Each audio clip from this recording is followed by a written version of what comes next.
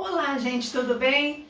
Vamos gravar a nossa aula para você estar assistindo essa aula, dando continuidade aos nossos estudos, tá? Você deve estar lembrado, né, você que está assistindo nossas aulas, que eu já gravei um vídeo para vocês falando sobre as migrações internas no Brasil. Hoje eu vou focar nas migrações externas, tá? Então nós vamos estar falando principalmente do período de imigração, tá? Então pega a tua apostila, tá? Continuação do conteúdo, tua apostila 2, a parte de migrações, certo? E aqui eu vou detalhar um pouquinho mais sobre as migrações externas, tá?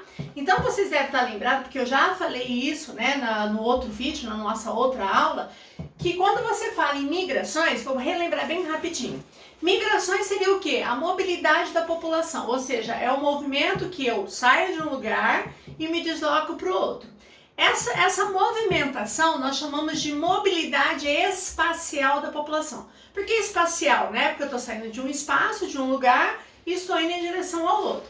Aí essa migração ela pode ser interna, dentro do próprio país, certo? Como ela pode ser uma migração externa.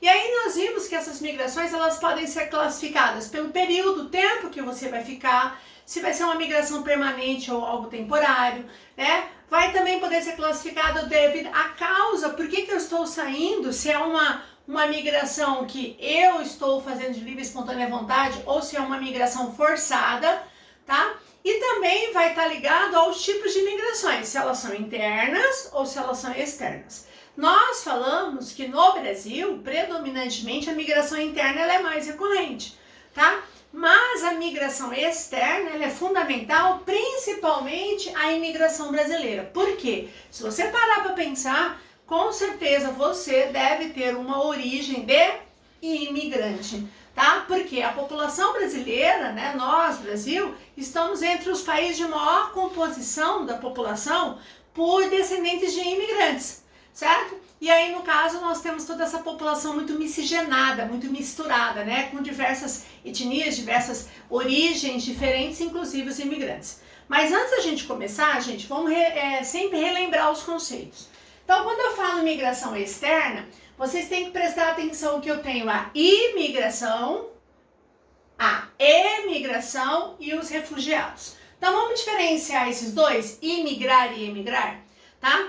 Eu sempre falo para vocês prestar muita atenção, porque na pressa de você fazer uma questão, muitas vezes você não presta atenção nessa letrinha, né? Ou muitas vezes ele, de propósito, troca a letrinha falando de um contexto e você não presta atenção, que ele está falando talvez da saída, né? Ou da chegada. Detalhe que você nunca pode esquecer.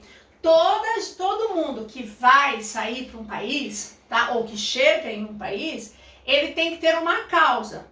Então, primeira coisa, se eu estou chegando em um determinado país, esse país de alguma maneira me atraiu de alguma maneira, de alguma forma ele me atraiu. Por que eu fui para lá? Então, por que esse país é a grande causa de atração, certo? Mas também quando você migra, quando você imigra, quando você sai, algum fator naquele lugar onde eu vivo está fazendo com que eu saia. Certo? Então, sempre quando você fala em mobilidade, você tem que pensar por que eu estou saindo, certo? E por que eu estou indo para aquele lugar? O que aquele lugar para onde eu estou indo está me oferecendo? Ou teria que me oferecer, não sei. Ok? Então, qual é a diferença entre imigrar e emigrar? Imigrar, lembra? Interno, seria a entrada de pessoas em um país. Ou seja, você está chegando num país. Tá? Lembra? Interno, interior, eu estou entrando para o país, certo? E emigrar seria justamente a saída de pessoas de um país. Então, a emigração é a saída. É lógico que uma pessoa que faz uma migração externa, ela vai ser as duas coisas. Então, por exemplo, eu, Celilza, né, vou embora do Brasil, certo? Para vocês que vão ficar, eu vou emigrar, ou seja, eu vou sair do Brasil. Para onde eu for, o país que eu for morar, não é passear, é morar, certo? A hora que eu chegar nesse país, eu serei uma imigrante, entenderam? Então, a pessoa que migra externamente, ela vai receber os dois termos dependendo do contexto que você estiver analisando. Tranquilo? Ah, Celiosa, então imigrante e refugiado é a mesma coisa? Não, preste atenção. O caso refugiado é uma migração, pessoal, forçada.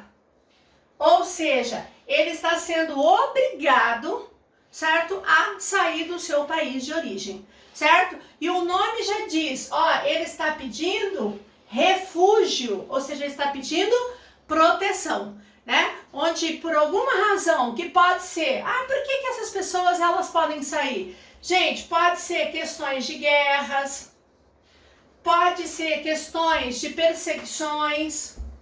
E aí, quando eu falo em perseguições, pessoal, podem ser perseguições políticas, certo? E isso ocorre bastante, como é o caso, por exemplo, que muitos venezuelanos chegam no Brasil e pedem refúgio por perseguições políticas. Pode ser perseguições religiosas, né? Por diferenças religiosas, né? Como ocorre em grande parte de países do Oriente Médio, né? Que por seguir uma determinada região, tá? Eu sou obrigada a fugir do país porque a minha vida está em risco. Então, qual é a diferença de uma pessoa chegar no Brasil e se declarar imigrante e uma pessoa chegar no Brasil e se declarar refugiado? Ora, o imigrante, eu estou chegando de livre e espontânea vontade, tá? Não importa se a minha condição é boa ou ruim, como que eu vim, mas eu estou indo porque eu quero, tá? É minha vontade, certo? Alguma coisa, lógico, me forçou eu sair, ok? Mas eu estou indo porque eu quero. Diferente de um refugiado. Então, se eu chegar, tá? Se eu pegar um exemplo no caso dos venezuelanos, que nós vamos estar falando aqui, e um venezuelano entrar no Brasil, tá? Como tem entrado em grande quantidade nos últimos anos para cá, tá? E ele veio por livre e espontânea vontade, ele vai ser recebido como um imigrante, certo? Que aí ele poderá legalizar a sua situação por um determinado período e ficar vivendo aqui, pelo menos por um certo período. Agora, quando eu chego, passo lá na imigração, tá? Vou fazer essa entrevista com as pessoas responsáveis na fronteira, que são, no caso, as pessoas ligadas à Polícia Federal. E que eu vou falar, olha, eu estou vindo para o Brasil porque a minha vida, a vida da minha família está em risco. Aí eu vou ser declarada, se comprovar isso, lógico, eu serei uma refugiada. E qual a diferença? O refúgio, eu estou pedindo proteção. Então, a forma que o país me recebe, de maneira geral, tem algumas diferenciações de um imigrante, porque eu estou indo pedindo proteção a você, não estou chegando porque eu quero, de livre e espontânea vontade, entenderam? Então, cuidado, porque muitas vezes quando você fala assim, os imigrantes venezuelanos, dá a impressão que todo mundo que está chegando no Brasil vai ser imigrante. Então, lógico, a maior parte são imigrantes, mas nós temos dentro desse grupo, um grupo considerável que já é considerado pelo governo brasileiro como refugiados. Certo? Por quê? Porque eles sofrem perseguições, no caso, políticas no país vizinho. Tá? Isso é só um exemplo. Bom, segunda coisa. Quando você fala em imigração, como eu falei para vocês no início da aula, o Brasil é um país composto por imigrantes. Então, se você parar, analisar a sua família, independente materna ou paterna, com certeza você tem aí alguma descendência de imigrante. Se é a primeira, segunda, terceira geração, mas você tem essa descendência. Por quê? Porque o Brasil foi um país que recebeu muitos imigrantes. Cuidado com uma coisa. A população que veio da África durante todo o período de escravidão no Brasil, ele não é colocado como imigrante.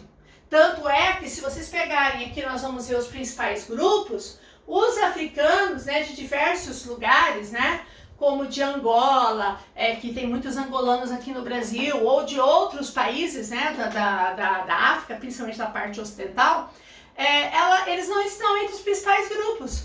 Ora, mas por quê? Ora, porque os imigrantes, eles tiveram uma migração forçada, certo? Então, eles não entram como grupo de imigrantes, na verdade, foi uma mobilidade forçada da população, então eles não chegam como imigrantes, eles não chegaram porque eles quiseram, certo? Então, eles não são colocados. Ok?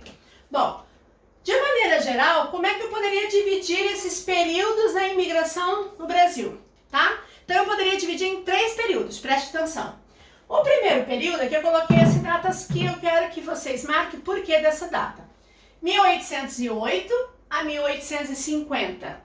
Aí o segundo período, entre 1850, essa sim é a data 1850, certo? até a década de 30, tá? E o terceiro período após a década de 1930 para cá, ok? Bom, esse primeiro período, de 1808 a 1850, foi um período que teve uma entrada de imigrantes no Brasil, principalmente portugueses. Mas aí você tem que pensar o seguinte, gente, o que são essas datas? Lembra, galera? Vamos lá? 1808. O que aconteceu na história do Brasil em 1808? Vamos lá, vamos lá? Pensou? Olha só. 1808 foi a chegada da família real ao Brasil, certo? Em 1808, que marca a abertura dos portos. Ah, Celise, então quer dizer que antes de 1808 não chegavam imigrantes no Brasil? Sim, certo? E o grupo que mais, chegou, que mais veio para o Brasil foram os portugueses. Até mesmo por naquela época ainda o Brasil era colônia, certo? Mas naquele contexto antes não marca tanto. Então vamos pegar agora do século XIX para cá. Então 1808, chegada da família real. E por que 1850, Celise? O que aconteceu em 1850 que encerra o primeiro período e começa o segundo período? Alguém lembra? Alguém lembra? Pensa. A assinatura de uma lei. Não é Lei Áurea. Se você pensou isso, errou. Não é Lei Áurea. Que lei foi essa, pessoal? Uma lei chamada Eusébio de Queiroz. O que essa lei Eusébio de Queiroz proibia? Proibia o tráfico negreiro. Então, nesse momento, a partir de 1850, era proibido você trazer novos escravos para o Brasil. E nós estávamos no auge de qual atividade econômica, pessoal? Qual era a atividade econômica predominante nessa época no Brasil? Nós estamos no auge do ciclo do café. E aí eu precisava de muita mão de obra, certo? Então, a partir do momento que essa lei foi aprovada, encerra um período e inicia o segundo mais importante período na história do Brasil da chegada dos imigrantes, que foi entre 1850 até a década de 30. Então, essa data você tem que saber, 1850, assinatura da lei Eusébio de Queiroz. É lógico que a abolição dos escravos vai estar aqui no meio, né, gente? Ó, 1888. Certo? Mas a proibição já tinha iniciado antes da abolição dos escravos em 1878, ok? Muito bem. Esse período, entre 1850 até a década de 30, vai ser o mais importante período, vai ser o momento que mais vai entrar imigrantes no Brasil, certo? A quantidade de imigrantes, principalmente os europeus, ok? Aí uma coisa que você tem que parar e pensar. Um país ou um continente, no caso eu falei europeu continente, ele tem que ser sempre uma área de imigração? Não. Ou sempre de emigração? Também não. Então olha só, eu estou falando que nesse período chegaram milhares de imigrantes no Brasil, certo? Ora, significa que nesse período o Brasil foi um país de imigração, ou seja, de atração, as pessoas estavam vindo para cá. E esses países europeus, principalmente os italianos na época, tá? E de outras nações, inclusive alemães, você fala assim, nossa, alemão? Nossa, os alemães saindo do seu país, vindo para o Brasil? Pensem que nesse período, certo? Tanto lá na Alemanha, como na Itália, como na Espanha, como outros lugares da Europa, inclusive da Ásia, como o Japão, as pessoas estavam saindo em busca de oportunidades. E significa que nesse momento histórico, a Europa, de maneira geral, vários pontos eram áreas de emigração, de saída. Então, cuidado. Quando você fala em Europa, todo mundo pensa em chegada, todo mundo está indo para a Europa. Só que vai ter momentos da história que isso vai ser contrário. A mesma coisa Brasil. Ninguém fala que o Brasil é um lugar de atração, tirando para alguns grupos, certo? A gente vai falar, quem que vai vir para o Brasil? Ora, o Brasil teve um momento da nossa história de grande atração, tá? Por quê? Aí entra aquilo que eu falei para vocês. Alguma coisa estava favorecendo a chegada. Como, por que eles estavam saindo da Europa nesse período? Alguma coisa estava acontecendo nessas regiões da Europa que forçavam a saída, inclusive no Japão. Certo? Quando você fala em Japão, todo mundo pensa de imigração. Mas o Japão, no início do século passado, foi um país de emigração, de saída. Ok? Bom, então esse período vai ser o mais importante período até iniciar o terceiro. Ora, Celina, o que aconteceu na década de 1930 que praticamente fecha esse ciclo. Bom, nesse período, pessoal, eu vou dar uma geral assim, vou juntar aqui com as causas, tá bom? Porque acho que fica mais fácil. Então, primeiro, por que os imigrantes começam a chegar no Brasil? Na verdade, vai ser o quê? Para ser o quê? Quais eram as causas? Mão de obra nas lavouras do café. Ora, e aonde que esses imigrantes mais se concentravam? Em que lugar que vai mais se concentrar na cafeicultura? No interior do estado de São Paulo. Aí você vai perceber por que no oeste paulista eu tenho tantos imigrantes. Principalmente de que origem? Qual foi o grupo que mais chegou no Brasil no período da cafeicultura para trabalhar como mão de obra? Foram os italianos. Aí você começa a entender por que o oeste de São Paulo tem tanto italiano, né? É uma descendência de origem de povos que chegaram para trabalhar na cafeicultura nesse Brasil, ok? Então, a grande causa da chegada desses imigrantes no Brasil foi trabalhar na cafeicultura. Não esquecer, não vou escrever, mas não esquecer, que vai ser mão de obra assalariada. Assalariada. Vai substituir justamente a mão de obra escrava, porque já estava iniciando um processo de abolição dos escravos e abolição dessa mão de obra escrava. Tranquilo? Muito bem. Então, nesse período, final do século XIX, foi o auge do ciclo do café. Você já deve ter visto isso. Vamos rever isso dentro da industrialização, tá? Nesse período aqui, ó, no início do século XX, também foi extremamente importante. Foi o período que o Brasil tinha uma base econômica agrária exportadora, né? Então era a monocultura do café voltado para a exportação. Então tudo girava em torno do café, né? E as pessoas vão chegando e vão não só trabalhando nas lavouras do café, como também começa a ter movimentos por interesses do governo brasileiro de quê? De ocupar regiões que não tinham sido efetivamente ocupadas. Aí eu te pergunto, quando eu falo em imigrante no Brasil, principalmente italiano, alemão, você lembra de que lugar do Brasil? Que região que a gente lembra? Sul do Brasil. Lembra que eu falei para vocês que no sul do Brasil é a região com o maior número de população autodeclarada branca? Ora, por que será? Né? Então, isso é importante você ligar também. Os imigrantes, eles vieram para trabalhar na cafeicultura. Porém, com a chegada em grande número, existia interesse do governo de, preste atenção no que eu vou falar, povoar a região sul. Povoar. Então, muitos imigrantes vieram aqui, ó, para povoar as regiões. Aí vem a pergunta, que região do sul do Brasil? As regiões lá das capitais, as regiões dos pampas, as regiões serranas, aonde que foi? Acho que você acertou, né? Povoar as regiões serranas do sul do país. Do sul do país, certo? Aí, gostaria da atenção de vocês especial aqui, ó. Ó, eu falei que eles foram povoar. Qual é a diferença de povoar? Povoar é quando você chega e você vai morar no lugar, certo? Então, o que acontecia? Vou fazer um relato bem rápido aqui, que depois, na hora que eu falar de região sul, eu volto. Mas você que vai prestar vestibular no sul, preste atenção a isso. Vocês sabem que a região sul do Brasil é a única região brasileira que está localizada predominantemente abaixo do Trópico de Capricórnio. Significa que a região sul está numa zona temperada. Durante o processo de ocupação dos portugueses, eles queriam explorar e produzir produtos tropicais.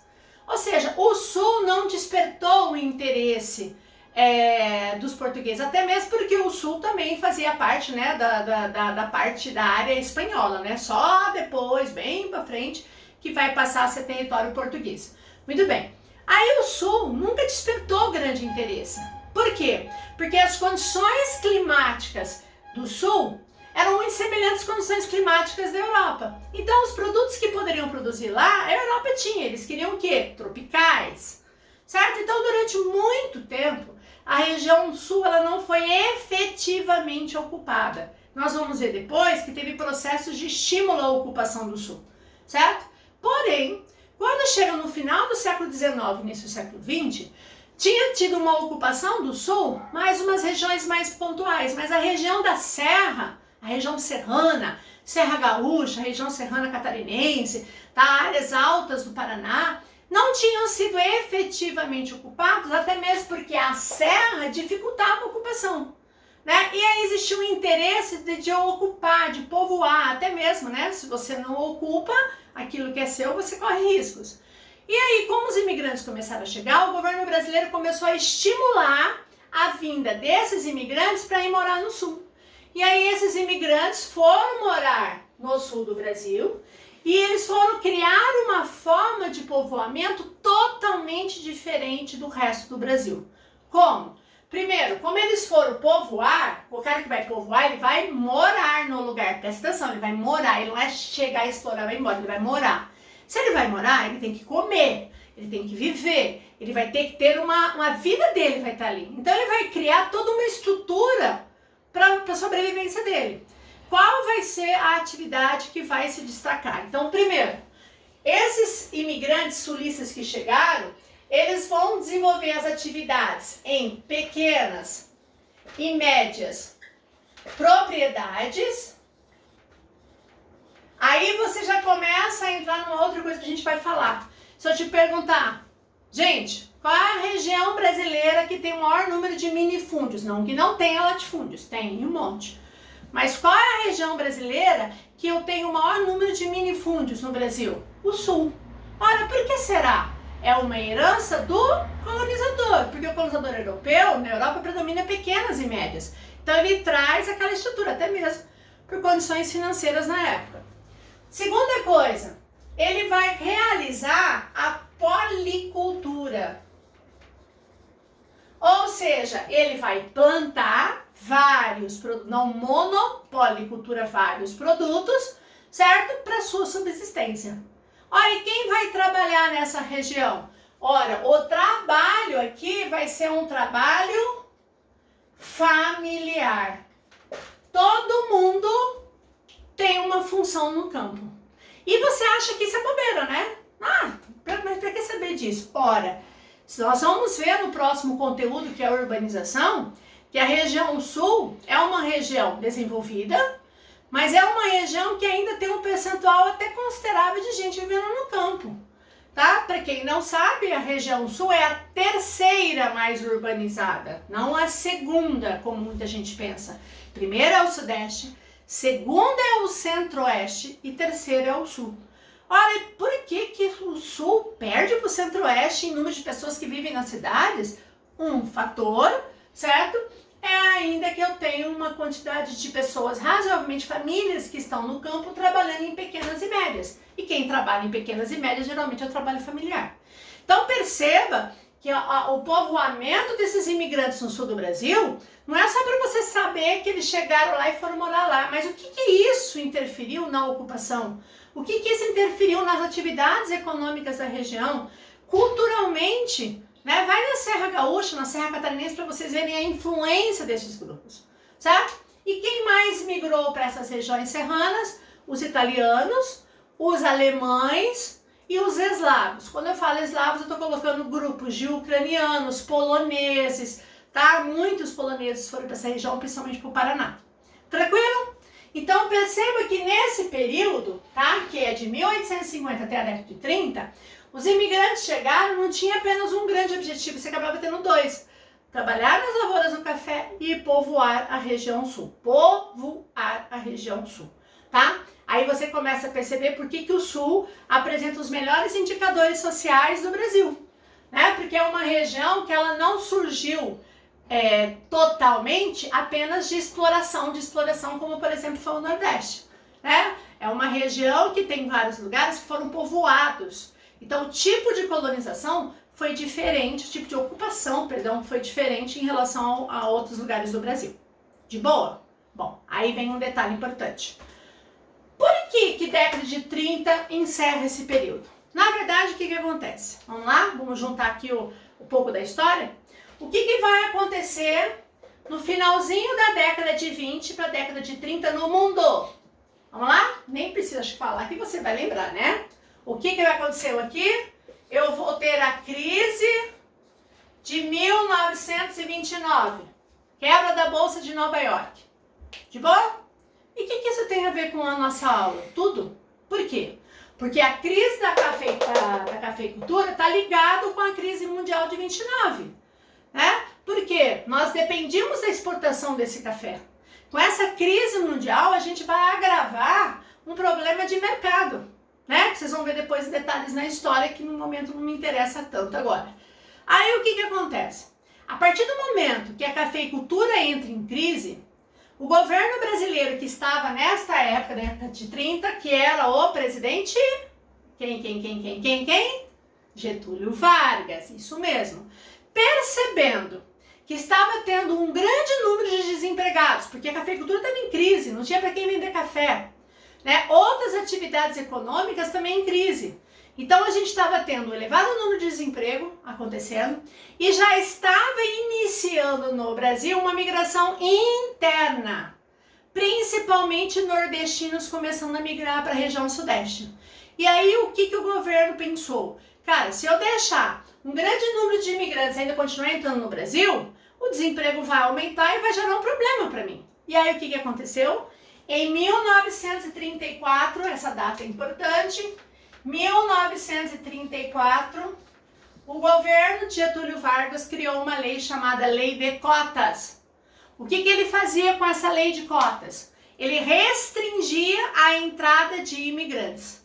A partir do momento que ele cria uma lei que dificulta a chegada desse imigrante no Brasil, começa gradativamente a reduzir. Então, a década de 30, a lei de cota vai ser o fato que rompe esse período e inicia um outro. É lógico que você tem que estar pensando que também nós estamos no entre-guerra, né? Também nesse momento, a gente já não tinha tanto interesse de grupos europeus migrarem para cá. Você tem que pensar um contexto lá. É lógico, depois da minha Segunda Guerra. É um outro fator, certo? Então vai ser o momento que rompe esse segundo período, que vai ser o que mais teve entrada no Brasil, e aí inicia o terceiro período, que vai reduzindo gradativamente, principalmente a partir até os anos 70, 80 mais ou menos. Ok? Muito bem. Então, dentro desse contexto todos que nós falamos, quais foram os principais grupos? Quem mais entrou no Brasil em números? Primeiro lugar, os portugueses. Ora, Celilza, por que os portugueses? Até mesmo porque nós éramos ex-colônia, né? Então, o que acontecia? Os portugueses, até mesmo na lei da cota, eles tinham algumas vantagens em relação, né? Então, meio que fora, né? Porque ele podia entrar. Então, os portugueses, que mais vai entrar, inclusive até entre outros períodos, né? Depois, nós temos o segundo grande grupo, que são os italianos. Gente, os italianos, a colônia italiana é imensa no Brasil, principalmente na região sul e sudeste, tá? E aí nós temos o terceiro grupo, que são os espanhóis. Muita gente no Brasil são descendentes de espanhóis, certo? Aí nós temos uma diferença pequena, mas nós temos os japoneses e depois nós temos os alemães. Certo? E aí vem os outros, né? Aí outros entrariam os eslavos, os sírios libaneses, que vão trabalhar muito no comércio, né? Sírios e libaneses sempre eram chamados cacheiros viajantes, né? Aquele grupo que sempre trabalhou no comércio, que ia levar os produtos para o interior do Brasil, no lombinho do burro, depois na carroça, nos caminhões, por isso que até hoje, né? Os sírios e libaneses, que não é a mesma coisa, turcos, sírios e libaneses, eles são muito voltados para o comércio, que são atividades urbanas, né? E entram outros grupos também, né? Que depois vai estar entrando, inclusive no Brasil, na nossa região, principalmente os paraguaios, os bolivianos, ok? Bom, então, ó, portugueses, italianos, espanhóis, japoneses e alemães. Detalhe, os japoneses, eles chegam no Brasil, tá? Já no início do século passado, em 1908. Né, quando chega o primeiro grande navio, né, no Porto de Santo, né, Caçatumaru, que traz japoneses para o Brasil, né, e eles vieram trabalhar, né, em atividades rurais, principalmente. Depois, né, se envolvem em outras atividades. Aonde nós vamos vamos ter concentrado, e os japoneses é importante, porque para nós, Mato Grosso do Sul é importante, aonde que estão os principais grupos? São Paulo, tá? Vai na região do interior de São Paulo, a região de Tupã, por exemplo, nossa, muito japonês, tá? Paraná, vai no norte do Paraná, Maringá, Londrina, quantidade de japoneses. Aí nós temos Mato Grosso do Sul, detalhe, a gente vai ver depois, os japoneses vieram para o Mato Grosso do Sul, que na época era sul do Mato Grosso, para trabalhar na construção da ferrovia. A nossa ferrovia aqui, o nosso trem daqui, certo? E por aqui ficaram. E também muita gente esquece, mas a gente tem uma colônia razoável de japoneses no estado do Pará, na região chamada Zona de Bragantina, que introduziu inclusive o cultivo da pimenta do reino, ok? Então os japoneses também é importante. Bom, esse aqui seria o principal período, né, quando você fala historicamente de imigração brasileira. Porém, o que aconteceu depois de 2012 para cá? Isso não quer dizer que neste período outros grupos não entraram. Como eu falei para vocês, vão entrar. Vão entrar imigrantes latinos, vão entrar até mesmo africanos. O Brasil é uma área de atração para vários africanos. Porém, nos últimos anos, 3 grupos chamam a atenção de imigrantes no Brasil. Na verdade, hoje o grande grupo que chama a atenção são os venezuelanos. Então, quem seriam esses grupos? Os bolivianos continua sendo um grupo ainda de chegada, apesar que hoje dificultou bastante. E vocês, não sei se vocês sabem, que os bolivianos, né, eles saem da sua região, passam via o quê? Ó, Mato Grosso do Sul e Mato Grosso. Não esquecer que a Bolívia é o país de maior fronteira com o Brasil, tá? Faz fronteira com Mato Grosso do Sul, Mato Grosso, Rondônia e Acre. Só que não que eles não entrem por Rondônia e Acre, mas é muito distante do objetivo que eles querem. Então o foco dos bolivianos chegarem no Brasil é via Mato Grosso do Sul, principalmente região de Corumbá, e pelo Mato Grosso. Mato Grosso do Sul, Corumbá, cara, é a grande área, né? Porque eu saio de Corumbá, pego a BR-262, certo? Passo Campo Grande, Três Lagoas e vou via São Paulo. Porque o grande objetivo deles é chegar aonde? Na cidade de São Paulo. Certo? E aonde que os bolivianos vão ser utilizados como mão de obra? E que muitas vezes, grande parte das vezes, ou a maior parte das vezes, esses bolivianos chegam clandestinamente. Aí o que acontece? Como eles chegam clandestinamente, eles são muito explorados pelos brasileiros, certo? E aonde eles vão ser muito explorados em São Paulo? Eles vão ser muito utilizados nas indústrias têxteis. Então, com certeza, você já ouviu falar, até mesmo de denúncia de algumas grandes redes de roupa, né, de grandes lojas, que vende produtos de marca tal e tal e tal, né, com a etiqueta tal e tal, e você paga bastante caro, mas já foi acusado de usar uma mão de obra quase que escrava de bolivianos, porque muitas vezes esses bolivianos, eles moram e trabalham no mesmo galpão, né, então não existe uma separação entre moradia, descanso com trabalho. São bolivianos que muitas vezes trabalham de 12 a 14 horas ou até mais, para cumprir metas em grande quantidade. Aí você começa a ver por que sai produtos tão baratos vindo, das blusinhas, vestidinhos tão baratos vindo da cidade de São Paulo. Vai na região do Brás, tá? Em São Paulo, que é onde você tem uma grande rede, né, de venda de roupas e tecidos de maneira geral, tá? Grande parte da mão de obra utilizada nesse processo são de bolivianos, certo? E que muitas vezes são muito explorados. Porque como eles estão na ilegalidade, eles não têm nem como fazer denúncias, né? E para eles viver dessa maneira, muitas vezes é melhor do que viver na condição que ele tinha no país de origem. Ok? Bom, vou apagar aqui para a gente estar falando agora sobre os haitianos e venezuelanos, tá? Bom, vocês com certeza, pessoal, vocês já ouviram falar quem é o Haiti. Então eu preciso só relembrar algum contexto do Haiti.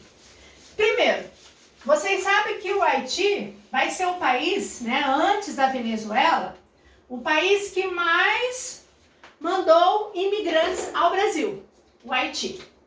E aí vem a primeira coisa importante. Então vamos lá, vamos falar sobre o Haiti. Primeiro, Vocês sabem que ele é um país da América Central e ele é da América Central insular. Ou seja, ele é uma grande Antilha, das grandes ilhas, né? É o Haiti e República Dominicana do lado do outro. E o Haiti, para quem não sabe, e eu percebo que muita gente não sabe, o Haiti, pessoal, é ex-colônia francesa. Significa que haitiano fala francês, predominantemente falando, conforme a sua origem.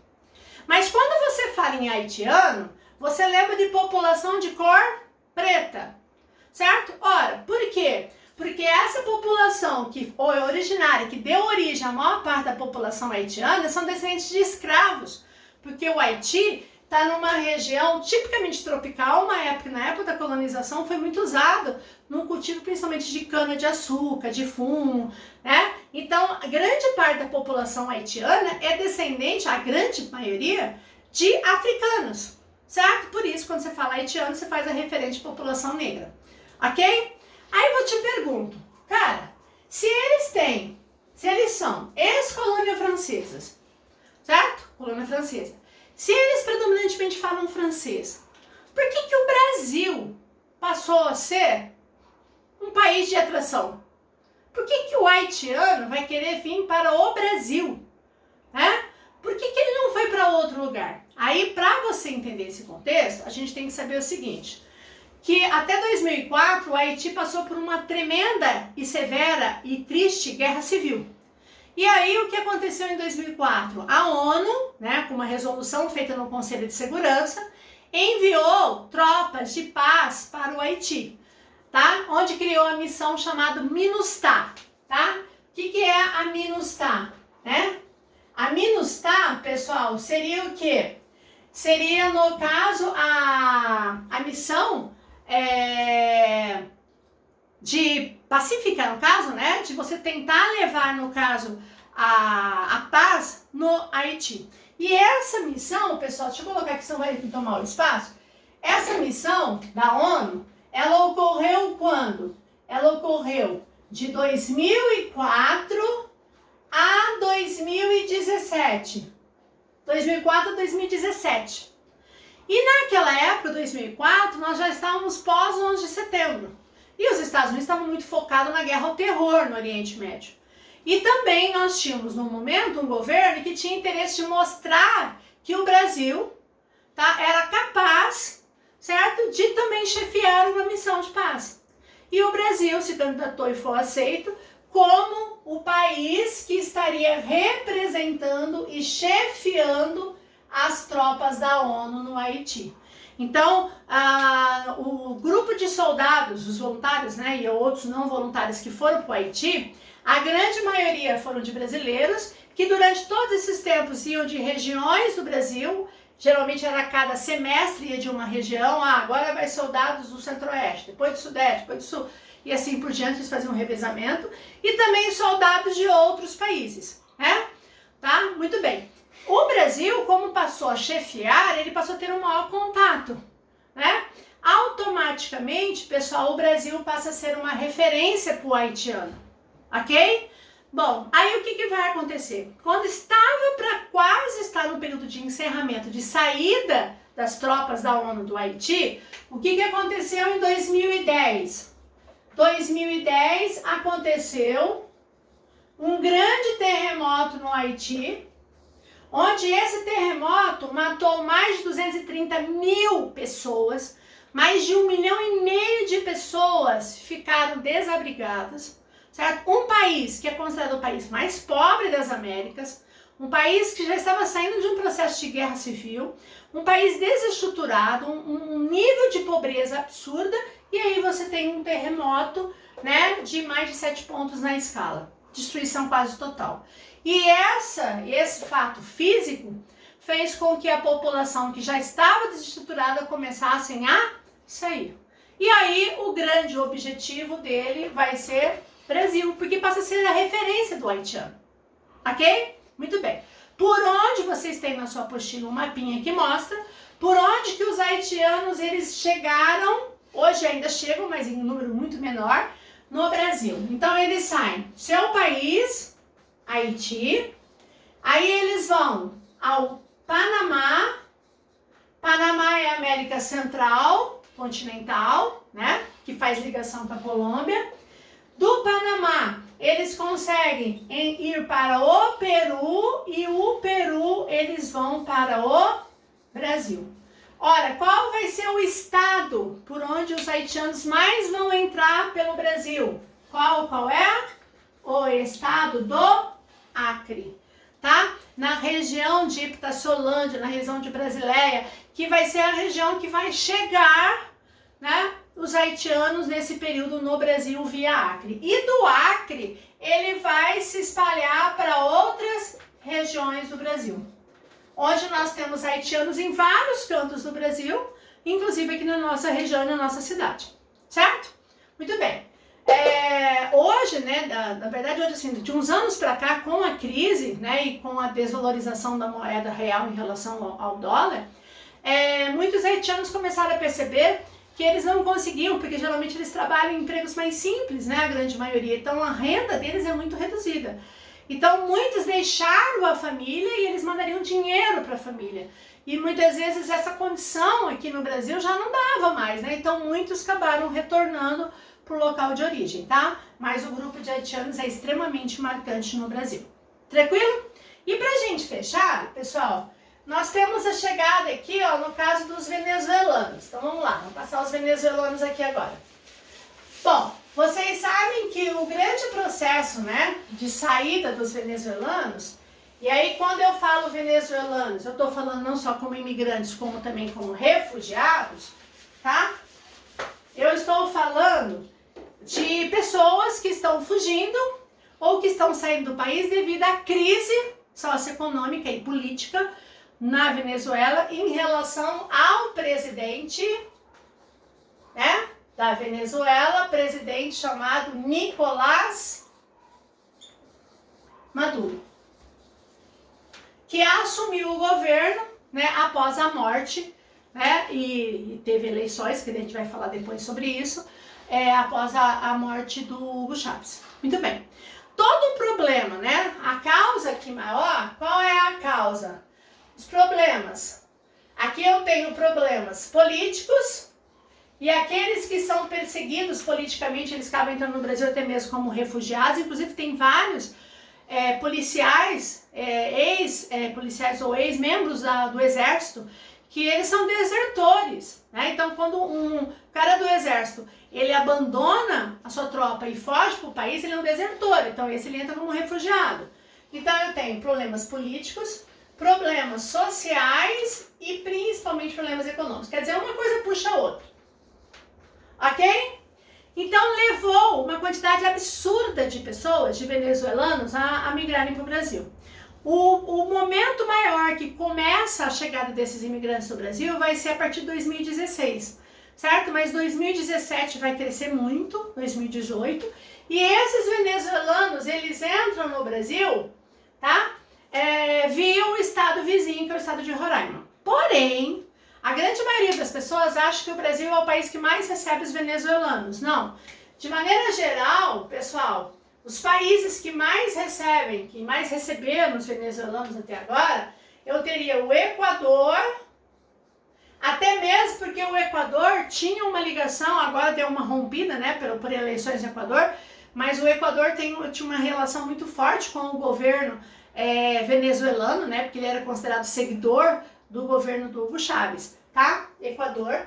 A Colômbia, que não é seguidora, certo? Só que a Colômbia, pessoal, é o país vizinho, né? É o que mais tem fronteira, né? E de facilidade de locomover. E no caso, o Brasil, certo? Então esses são os 3 países que mais recebem. E no caso do Brasil, por onde que eles chegam no Brasil, pessoal? No caso, no Brasil, eles chegam via estado de Roraima, pelo município de Pacaraima, certo? Que inclusive, para quem acompanha, vocês devem estar vendo que o estado de Roraima está entre os estados com o maior número de problemas do Covid, certo? É o estado menos populoso do Brasil, é o estado no extremo norte do Brasil, é um estado que de maneira geral tem um certo isolamento geográfico, tá? A forma de acesso é bem mais difícil do que o Acre. Aí você começa a entender por que o o haitiano se locomoveu tão mais rápido, porque o Acre tem rodovias mais fáceis de acesso à região. E no caso de Roraima, até mesmo pela distância e pela dificuldade de meio de transporte, dificultou um pouco. Porém, hoje nós temos venezuelanos em vários cantos do Brasil, certo? Então, eles entram pelo Brasil. Segundo dados que vocês têm na apostila, eu até anotei aqui, tá? Nós temos cerca de 264 mil imigrantes venezuelanos no Brasil, com cerca de 17 mil refugiados, considerados refugiados.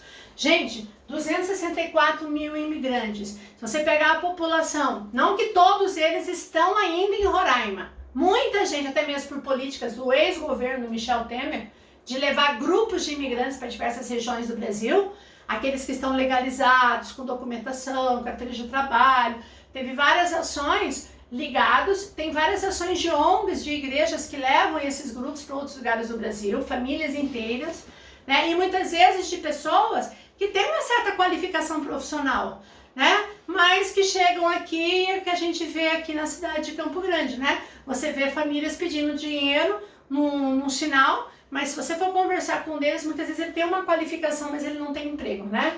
E ele prefere ficar aqui nessa situação do que ele voltar para o local de origem, tá? Então, no caso, hoje, quando você fala de grupos de imigrantes e mais refugiados no Brasil, o que marca hoje seriam os venezuelanos. No caso, os haitianos seriam um número mais reduzido. Certo, gente? Bom, então o nosso foco hoje foi em cima de imigração no Brasil, tá? A gente vai encerrar por aqui. A gente vai dar continuidade em outras aulas, aí eu completando até as migrações externas com a imigração. Tá? Espero que ficou claro, que ficou gostoso de vocês entenderem que eu quis trazer no quadro para até mesmo trazer mais próximo de você, né? Porque através da tela do computador fica uma coisa meio distante, mas assim parece que você fica um pouco mais próximo, né? Espero que eu tenha agradado, que vocês gostem, tá? E aí a gente se vê na próxima aula. Gente, tchau, tchau. Beijo!